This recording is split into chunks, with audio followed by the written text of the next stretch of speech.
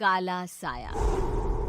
यूं तो बनारस घाट अपनी खूबसूरती के लिए बहुत प्रचलित है, पर घाट के किनारे कई राज लिए बैठे हैं। ये कहानी शुरू होती है बनारस के घाट के पास बने ममता निवास से, जहां प्रिया लाल जोड़े में ममता के घर उसकी बहू बनकर आती है। आओ आओ बहू, घर को अपने पैरों से पवित्र करो।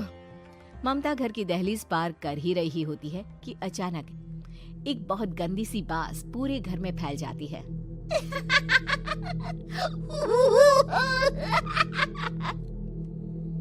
ये बदबू और ये आवाजें, ये कौन हंस रहा है माँ?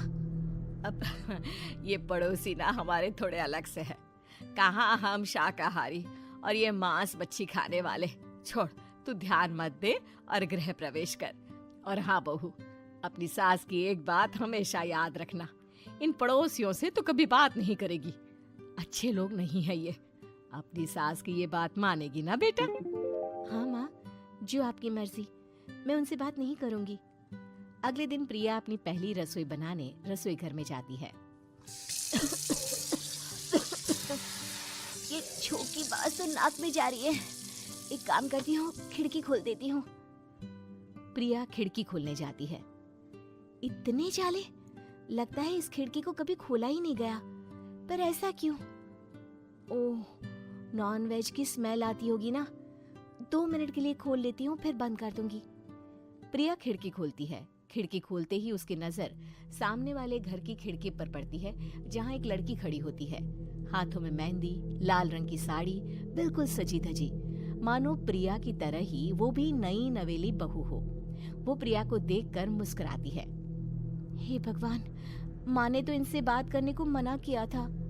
प्रिया फौरन ही खिड़की बंद कर देती है और तवे पर चढ़े रोटी की ओर देखने लगती है, पर वहाँ रोटी न होकर मछली पड़ी होती है। ये क्या? पहली ही रसोई में इतनी बड़ी गलती। हे भगवान, अब मैं क्या करूं? प्रिया बहुत डर जाती है और फौरन रसोई की सफाई करने और फिर सभी के लिए खाना बनाने लग जाती है। जब वो सबको खाना परोसती है, सब तो ठीक है, मैं बेकार में चिंता कर रही थी। हे भगवान, ऐसे ही बस अपनी कृपा बनाए रखना। रात के वक्त जब सब सो रहे होते हैं, तब प्रिया को पायल की आवाज सुनाई देती है, जिससे उसकी आंख खुल जाती है। ये पायल की आवाज कहाँ से आ रही है? प्रिया उठकर उस आवाज के पीछे छत की सीढ़ियों तक जाती है। तभी उसे बच्चे के रोने की आवाज आती है। प्रिया छत पर जाती है तो क्या देखती है?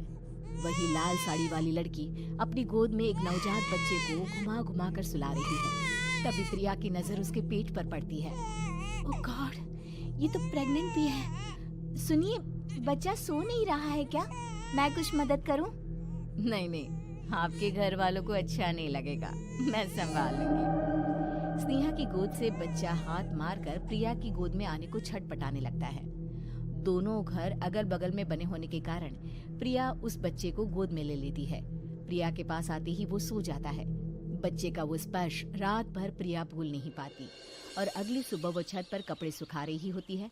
तभी उसे एक औरत इशारा करके बुलाती है। स्नेहा कह रही थी बाबू तुम्हारी गोद में आते ही सो गया। मैं गौरी, स्नेहा की माँ हूँ। बहू, घर आना, बाबू को खिला भी लेना। शाम को जब घर पर कोई नहीं रहता, बच्चे से मिलने के लिए प्रिया छिपकर अपनी पड़ोसन के घर चली जाती है और कुछ देर बच्चे को खिलाकर वापस लौट आती है। इसके कुछ दिन बाद ही प्रिया को पता चलता है कि वो माँ बनने वाली है। ममता की खुशी का ठिकाना नहीं रहता।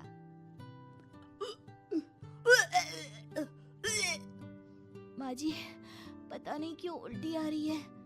प्रिया भागती हुई वॉशरूम में जाती है तो हरे और लाल रंग की उल्टी करती है। उस उल्टी में से कीड़े निकलते हैं। ये क्या? खून और ये कीड़े! माँ! माँ! प्रिया की आवाज सुनकर ममता दौड़ कर आती है, पर बेसिन में कुछ नहीं होता। प्रिया हक्की बक्की रह जाती है। ये सब क्या हो रहा है? प्रिया घबरा जाती है और अपने कमरे में जाकर सो जाती है। डर के कारण वो इतनी थक जाती है कि उसकी आंख लग जाती है। तब उसे ऐसा लगता है उसके पेट पर मानो कोई बैठा हुआ हो। कौन हो? प्रिया के पेट पर एक 5 महीने की बच्ची बैठी हुई थी, जो बुरी तरह जली हुई थी। माँ, तुम ही मुझे लाई ना अपने पेट में। मैं तुम्हारी माँ नहीं हूँ। कौन हो तुम? माँ, देखो मैं जल गई बुरी तरह से। 6 महीने पेट में रहने को भी मुझे नहीं मिला। सहला दो ना माँ। बचाओ, बचाओ, माँ! ममता दौड़कर कमरे में आती है। प्रिया की बातें सुनकर वो सब समझ जाती है। तू कहीं बगल वाले घर में तो नहीं जाकर आई ना बहू? मुझे माफ कर दो, मैं गई थी माँ। उस घर में सब मरे हुए हैं बहू। कई साल पहले स्नेहा उस घर में बहू बनकर आई थी। कुछ ही दिन में वो एक बच्चे को जन्म देने वाली थी। पूरा घर बच्चे के आने की खुशी में खोया था कि एक दिन अचानक उस घर में आग लग गई। सब बुरी तरह जलकर मर गए। गौरी आज भी दादी बनने का इंतजार कर रही है और इसीलिए स्नेहा ने अपना अजन्मा बच्चा तुम्हारी कोख में डाल दिया। ममता ये कह रही होती है कि पीछे से उसके पैरों को एक बच्चा पकड़ लेता है। दादी, दादी। माँ, स्नेहा की गोद में यही बच्चा था। ये बच्चा कौन है फिर? तेरी मौत है। तेरी भी दादी। जिस चीज का ममता को डर था वही हो गया। ममता निवास के ऊपर मौत ने चादर बिछा दी थी। प्रिया का पेट ऐसे बढ़ जाता है मानो 9 महीने का हो। 2 हाथ उसके पेट से बाहर निकलते हैं। बहू, संतोष को फोन कर, किसी पंडित जी को बुला बहू। प्रिया का पति भागता हुआ घर आता है। ये तो होना ही था माँ। तेरा पाप तेरे सामने आ गया तो तू सह नहीं पा रही है। स्नेहा घर में आग लगी नहीं थी, माँ ने लगाई थी, प्रॉपर्टी की लालच में। और वो बच्चा मेरी पहली पत्नी का बच्चा है, मेरा बेटा, जो कि उस आग की चपेट का शिकार हो गया था।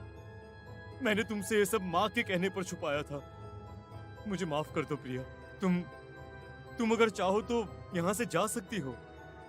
मैं तुम्हें किसी भी बंधन में रखना नहीं चाहता। मेरी शादी हुई है आपसे, मैं आपको छोड़ नहीं सकती, पर उससे पहले हमें स्नेहा, उसकी माँ और बच्चे की आत्मा की शांति करवानी होगी। संतोष और ममता गौरी के घर जाते हैं। अंदर सब कुछ जला हुआ होता है। जमीन पर जली हुई लाशें बिखरी हुई थी। ममता रो रो कर अपने करने की माफी गौरी से मांगती है। प्रिया स्नेहा के घर वालों का अंतिम संस्कार करवा देती है और ममता निवास फिर से आत्माओं के साए से मुक्त हो जाता है।